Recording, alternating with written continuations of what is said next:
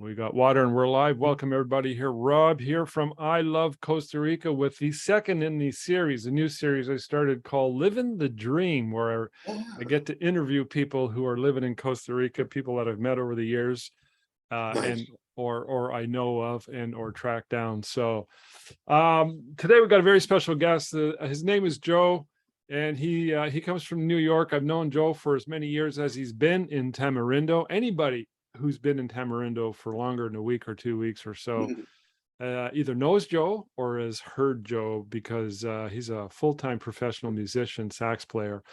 And you could be walking down the beach and you'll hear that amazing sax just wailing along, wafting along the vibe that is so well known. Such a cool vibe in Tamarindo Beach. And I'd be walking along and there'll be Joe or Joe and Louise playing their gig. So Joe, thank you very, very much for doing this and telling us a little bit of your story. I want to start off, first of all, a little bit of background. Give us just a quick synopsis of where you're from. I know you've traveled before. You've lived in other Caribbean islands and whatnot. Maybe we can touch on those briefly. And then we'll get into your experiences in Costa Rica, if you don't mind. So yeah, can you give us a little bit of a synopsis? And again, how do you pronounce your last name? Hrbek. Hrbek, but Hrbek. B-E-K. No, Hrbek. Yeah. One vowel. Yeah. Hrbek. I was just saying it's got that jazzy sound to it. Like you sound like a famous musician. So yeah. Well, happy to be here. Thanks for having me on, Robert. And I grew up, I was born in New Jersey, grew up in New Jersey, maybe 8 miles from Manhattan. Mm-hmm. And then played music in school since I was like in 4th grade, 8 years old. Did the school thing, clarinet, school band, private lessons. Fast forward, went to school in Susquehanna University for about a year and a half, and started playing saxophone. And in 1993, I moved to New York City. I was gigging in New Jersey already, and then moved to New York City and lived there for 20 years, playing all kinds of great places and all kinds of great music with some great musicians. And it was quite a good run. Mm-hmm.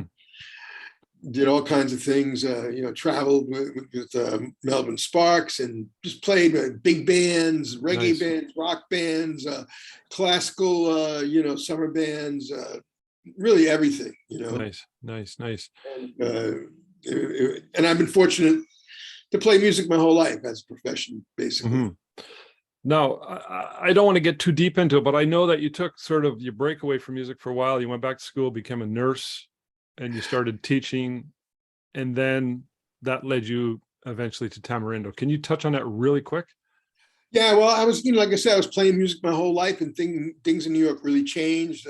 I was doing a lot of big, fancy weddings and club dates and things like that. And, that kind of dried up. DJs came in, and it just, everything kind of shifted, Mm-hmm. So there wasn't much work. And I was thinking, well, maybe I should do something else. I'm thinking I'm getting a little older. Maybe this is my last chance to do something.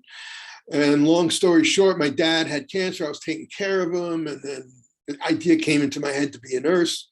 My aunt, who was there with me, who was a nurse, said, "Oh, you'd be a great nurse." So something clicked in my head. And I was thinking, well, it'd be nice to do something that has some kind of meaning if I'm going to do something else. So I went back to school, and, really, because I never really graduated. So I went back and had to do all my prerequisites, went back and did algebra and geometry at almost 50 years old, Yeah. And I did it. And you had to have straight A's to get into nursing school. And I did all my prerequisites, busted my butt, and I got into nursing school. It was really weird. It was really amazing, It is. And it was cool. I literally stopped playing for 3 years, which in hindsight was it turns out it was a good break I needed, Yeah. The nursing thing didn't really work out. Should I keep going? Yeah, go ahead. No, and then the nursing school got really tough. So I went and became a medical assistant, graduated valedictorian with all these kids, first in my class. And I gave it a valedictorian speech in front of a whole auditorium of 18-year-old, mostly girls. yeah, that's cool. And when I graduated, they offered me a job as a teacher, as a professor there. Yeah. And I did that, and I hated it. It was a day gig, my first day gig, It was horrible. You wake up at 6 in the morning and put a suit and tie on, a lab coat. I was teaching anatomy. It was far out, man. It was really far out. Yeah. It was quite an experience. And I Yeah. hated it. And then around that time, we came to Costa Rica on vacation, me and my ex-wife. And then long story short, fell in love with Costa Rica, and she tried to run her business from, she had a law practice in New York, and she was trying to do it like, from here. And then, and then go back to New York. It didn't really work out. So No. she went back to New York. We got divorced. I stayed, and I started playing music. And lo and behold, I was starting to play every night again. And I started practicing again, and more than ever. And it all Nice. just fell into place. I mean, Yeah. Yeah. And, That's amazing. and I'm doing exactly what I always wanted to live on a beach. I lived Yeah. in, like you said, I lived in the Caribbean, Yeah. British Virgin Islands for 2 years. I was teaching music at a high school there. Nice. And so I always had the love the beach. It's been in my blood. So Yeah. That's amazing. It's such a cool story. I find that so fascinating how we sort of take these roads that kind of lead us down different paths. And you could have ended up in a totally different place, but one thing led to another. You were on holidays and decided Costa Rica. Literally had the same effect on us when we went there in our first time in 2004.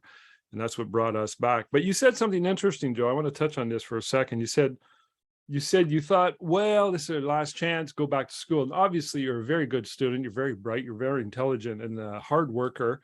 And you said you want to maybe do something that has meaning nursing, which obviously it does have meaning.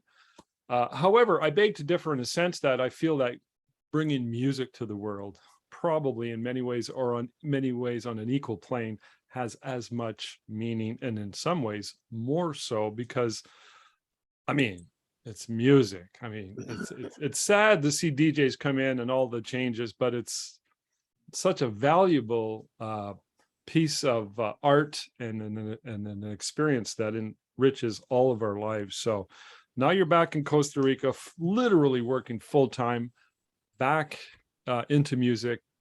No other distractions, nothing else is going to pull you away from this, as far as you can see. You're there for life, it seems. yeah, well, that's just it. Well, I got lucky too, I must say. And I met my wife, my Julia, a Costa Rican native, and that all fell into place. I mean, I feel so lucky I found her. I mean, love each other very much, and it all just came together. And I feel like luckiest person in the world, playing music every night, having somebody who loves me, live by the beach, and but yeah, music is special, and I feel like it's a powerful thing. It changes things, Yeah, and it does. live music, 100% agree. Do you find that when you connect the dots and you look back at your life and you look back at that experience, going back to nursing school and all that stuff, do you look back at it now and say, well, yeah, it had a meaning. I can connect the dots now. At the time, I didn't know I was going to be able to, and it's sort of like lends to your current position right now, and you could see where it sort of makes sense that was the road you had to go down to get you to where you're at now. Does that sort of make any sense whatsoever? Oh, for sure. I mean, that it made me appreciate music even more, coming back around and taking that break away from it, and then coming back with a different perspective, and I just started, and like you said, I got this space here, I could get into my, up in New York, there's just so much going on. There's just so many distractions, and there's just so much, static, ding, ding, ding, and you're thinking everybody's thinking so fast, and you got to make so much money, and it's just really hard to get into your, get that focused. I think maybe that's why a lot of those old time guys, they turn to like hard drugs, because they just had to escape, to get really focused, to play really well, you have to be super focused. I mean, I still practice every day for hours, and like that's what in any art, you have to be really, you have to live the artist's life, and that's like doing it every day, and you can't just and do it a little bit, and then you're thinking about this, you're worrying about that, and then so that Costa Rica did that for me. Nice. Really able to get back and really get focused again, and I'm still that's an interesting take on it, and it helps explain your story a little more and your experiences. So that window behind you, I know that window very well, because that's facing the back road to Costa in Tamarindo, the one that my wife and I literally every day we walk up and down several times a day. Yeah. And I remember walking down here so many times and hearing you practicing the sax, because that window faces the road and we can hear Yeah. you. And there's Joe, man, that's dedication. So you weren't like, interesting take though, when you said that so many musicians turn to drugs because of the pressures. And um, and this applies to, living a dream and going to Costa Rica. One of the reasons I'm sure you were drawn to Costa Rica was able to incorporate that, let's call it, for lack of a better word, the Pura Vida life. Right. Right. And no noise, no static. The worst that you're going to have to maybe tolerate is perhaps maybe some barking dogs or some howler monkeys that are Yeah. you're probably you can hear them right from that window, which Oh we all. yeah, for sure. Yeah. But what a life though. I mean, it's that lifestyle that draws so many of us there, and that's obviously something you're experiencing and living, and is probably the number one reason that brought you. Well, I think too that, I really believe in the power and the pull of the ocean, and just this part of the world, I mean, there's something very renewing about it and energizing. The vibe, it's a, it's part of me. I mean, every day I go to the beach and I meditate, and, I chant and I do my thing, and I kind of download all that energy. There's so much energy there, and it's pure energy. I really believe that, and Yeah. I try to take that with me every day, and like I say, kind of like download it, and Yeah. try to, I know some people, I think it's the mountains or, the parts of the world, but I think certain parts of the world have an energy. New York had an energy too. I mean, I loved it when I was there. Yeah. I had a super energy, a creative energy too. I mean, I don't want to just diss it all away, but Yeah. from when I was there, I was meant to be there. And maybe for somebody, now's their time, like, Yeah. I think in life there's a time for everything, as we get older, you see that, Yeah.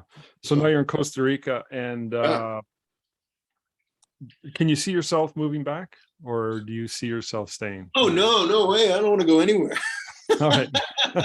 No, this Cool. is it. I mean, I really have no Yeah. desire. I'd like to go back and visit New York, maybe with my wife. She's never been, Yeah. but that's about it. I mean, I That's it, really eh? don't. I've traveled a bit, and this is it for me. I mean, I'd be Yeah. happy just doing this for the rest of my few years. I mean, I'm going to be 59 next month, so. Yeah. Well, you're still a baby. You're good for a long time. I mean, look at Mick Jagger. He's still playing. Yeah. Oh, no. I'm just saying, Yeah. Yeah. Well, that's fascinating. So a lot of people, I'm in Canada here 7 months, and we go to Costa Rica 5 months last winter, and hopefully 6 months next winter. Hopefully I'm trying to move there full time. That's my goal. Yes. We got some complexities we got to work through and some issues, but eventually that's the goal. And Sure. for many of the same reasons that you mentioned, the ocean notwithstanding being one of the big ones. I mean, you're literally an 8-minute walk from the beach. Right. So it's just down the road, and it's just a nice walk. You got those bumpy, dirty roads. Sometimes they're muddy, sometimes they're full of holes, and you just got to be careful where you walk. And I like all that stuff. To me, and you're walking and you just say hi to people. There's that sense of community and friendliness and openness and happiness, and it's all part of the Pura Vida experience. So some people I talk to, vis-a-vis what I was just trying to explain, paint that picture for you. I talk to people when I come back here, and it's such a different lifestyle up here. There's such a sharp contrast. I come up here and I got to shift my mind and go, okay, we're now in modern civilization. And a large part of that drives me batty. Everything's very structured, very linear. Down there, everything's very open, everything I just described. And I point out those two differences in order to contrast modern society versus what the Costa Rica experience is. And for a lot of people that I talk to, they look at me like I'm an alien, like I got 3 heads. I mean, Costa Rica, what the? And they just can't conceptualize it. So I think it takes a certain amount of determination and certain amount of, I don't want to say courage, but I'm going to say courage to say, I just want to get out there and experience it. So for you, I've always kind of sensed that you had a certain amount of fearlessness and just an eagerness and willingness to say, let's go. We're going to make this happen. I mean, who the hell does that? We're just going to up and move from New York, and this is our new life, which led to where you're at now. So, any thoughts on that? A couple things I want to say. You touched upon, like, when I moved here, it's the people, it's not just the ocean, but it's the people, people. Mm-hmm. I couldn't believe how friendly everybody was. I mean, Mm-hmm. like, people talk to you, you know what I mean? Mm-hmm. In New York, everybody's got like this wall, but here, Right. beautiful people, all kind of young, old, Tikas, people from here, from everywhere. They were just like so open, and I felt that right away. I was like, wow, this is really, Yeah. that's one thing. I think that's the draw. And what was that other question you said about? I forget what this. You asked me a question, and I went backwards. I don't know. I New don't York, remember. why I want to live here, maybe, or something like That'll that. work. So, But it doesn't really matter. We can move on from there. But I get a sense of, you said people, and my wife and I have said that since we started visiting there. We always said the people. I don't know. I've never met a miserable Tico or Tika in my life. You might meet someone who looks like they're not having a good day, and as soon as you start talking to them, their face lights up. They're right. Well, that's just it. When I first came here, I couldn't believe it. I was in town or something, and somebody said, "Hey, do you want to ride?" I mean, it's like some woman who owned a surf shop, and she goes, "Do you need a ride home?" I said, "What? You're going to ride me home?" Like, she didn't even know me. I was like, "Wow," that really stuck in my mind. Yeah, and I think the other thing you talked about is like, being courageous to move like from New York to here. that's And then, like I said, that happened twice. We moved to Tortola, British Virgin Islands, back in 1998, and we just up and went, and I had a courageous partner, both times. So that kind of helped too, Yeah. But yeah, we just went with no work and said, we went to Tortola and said, well, give it a month to work, see if we can find work. And so that worked out, and the same thing here. I came here, and it all kind of worked out, Yeah. But in retrospect, it's the saxophone that made it happen, and then even in Tortola, I was, somebody heard me play in a church, and they were like, "Oh my God, we got to get this guy here." And the next thing I know, they hired me to be a teacher at the high school, So music just opens up so many doors, and it just breaks so many boundaries, So I mean, I feel really fortunate and lucky that all these things happen because of that saxophone. Yeah, that's cool. Well, everybody loves the sax, and yeah. For those who are not familiar with you or have not heard you, you got to realize that when I've described you and your playing, I've always said that he's world class. Your playing skills are way, way up there, and that's a lifetime. That's a lifetime of putting in your 10,000, 20,000 hours, and it is really a reflection of the dedication and discipline that you bring to the game. So, but okay, we're gonna have a couple more questions, and we're gonna just close it off. Things are working out for you. This is amazing. Tamarindo, in my opinion, is the best beach town in all of Costa Rica. We've been around quite a bit. There's probably some we haven't seen. Maybe they'll be better. I don't know, but I haven't personally, and I'm not being biased here. Do you agree with me on that one? I agree. I haven't been to all the beaches either, but for me, the work is here, and it's just 10 minutes away. You're in the jungle too. True. I will say this about Tamarindo: it's being super developed. I mean, everywhere. It's just and there's traffic is getting crazy, and all these new buildings are popping up, and all these new people are coming in, but there's only one road. So that is a concern, and I hope it doesn't change too much, but it is kind of changing. I still love it and wouldn't want to be anywhere else. But we'll see. I mean, this is what happens everywhere, right? Everybody wants to be here. Just what happened in New York, in Brooklyn and New York City, So, it's a desirable place to be. I guess it's going to happen. But right now, it's still my number one. I wouldn't want to be anywhere else. Cool. Yeah, that's true. I've always said that. I said there's a reason why it's busy. It's a great place. It's really a great place to be here. And it seems to be attracting the right people. It's still got the same vibe. Yeah. So all good. Well, that's interesting. So, what do you miss the most, if anything, from your old life, New York, New Jersey? Okay, two things. The food. Right. Good New York pizza, or a good hot dog in a cart, or a falafel at 3 in the morning in Times Square, Right. that kind of stuff. And And the other thing is, musicians, like playing with like in big bands and with sax quartets and Yeah. big swing bands with 5 saxes and 3 trumpets and trombones. And, Wow. I miss that, I miss Yeah.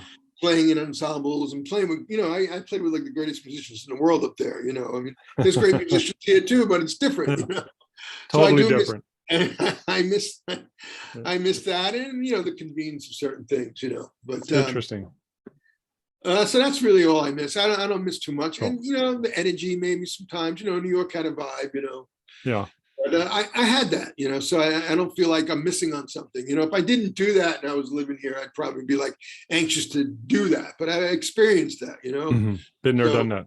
been there, done that. So Yeah. I know what's there. I know, I had that. That's cool, Well, for anyone who is in Tamarindo, Wednesday nights, open mic night at Pasatiempo is one of my favorite things. When I go back there, I'm looking forward to it all the time. And I get up on stage and I'm embarrassed the hell out of myself. And I feel honored that I get you're there with Louise. And it's so cool, that just, is No, you do great. It's fun. I mean, it's fun. it's still going. It's still drawing people, and it's a good vibe there. And Yeah. last week they had a surprise birthday party for Julia. Everybody came out. It was really nice.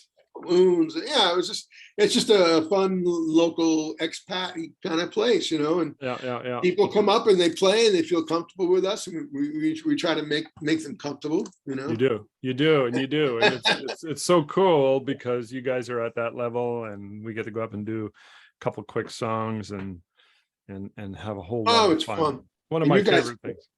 yeah, we love it when you come, Gordon and the whole crew, Yeah, and Jim Hurt and all them. So, Yeah. all right, last questions. Any advice for anybody thinking of visiting or Uh, moving?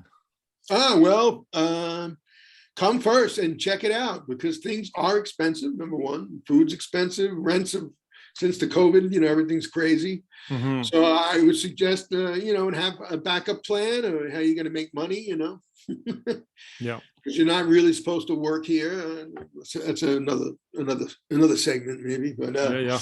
but I would just come first and see if you like it. I mean, it might not be for everybody, and see if you could find a way to make it work here. Mhm. Talk to as many people as you can that are here, and get suggestions, and try to stay for like a month. Rent someplace for a month or two, and True. really see if it's for you and if it can work for you. Because Yeah. it's not easy. I will say, and it's getting harder because things are getting more expensive and that. So Yeah. you got to find your way. And I don't know. Yeah. Everybody's got a different scene. Yeah. So My biggest advice is say, come down and stay for a while and see. Yeah. Good And talk advice. to people and get ideas, and see what can work for you. Yeah. All right. I'll let you go then, Joe. I much appreciate your time, and that has been very insightful for those who haven't met you and or needed to hear your story. It's been very, very good. I find it totally fascinating, and you're one of the highlights and one of the fixtures of Tamarindo now, and as far as we see it. And I really appreciate it. Thank you so much. And I really thank the universe every day that I'm here, and very don't take nothing for granted. And yeah, feel very fortunate. But, this is good. All right, and it's so nice to meet you, and so nice to do this. This was great. Cool. I appreciate you doing it. So say hi to Julia for me. Yeah, say hi to your wife too, and everybody, and Tell her everybody happy up there in birthday. Canada. Yeah. All right, Robert. See you Bye now. soon. Thanks a lot. And we'll talk later. Okay. All right. Bye-bye. Ciao.